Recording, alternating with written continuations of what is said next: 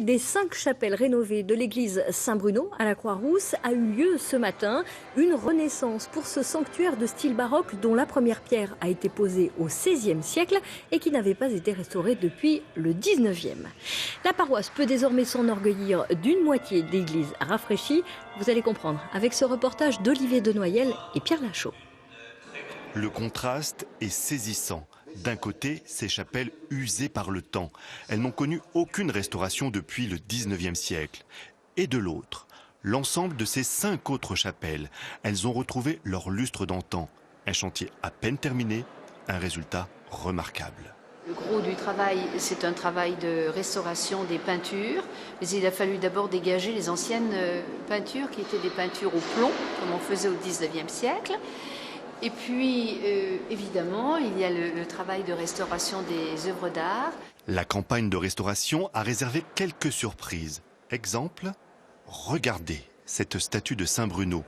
Depuis toujours, les paroissiens pensaient qu'elle était en marbre.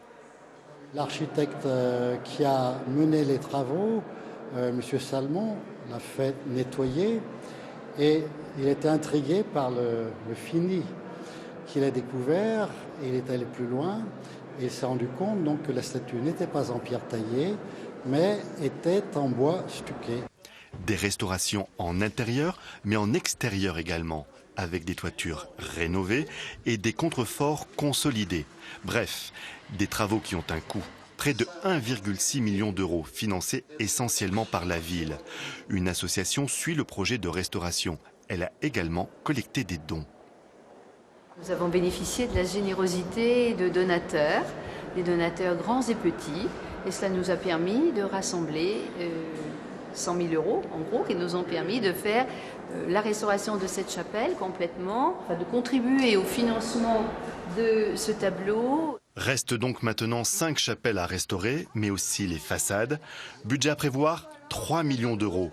Le prix à payer pour révéler à tous l'un des joyaux du baroque lyonnais. La 8e édition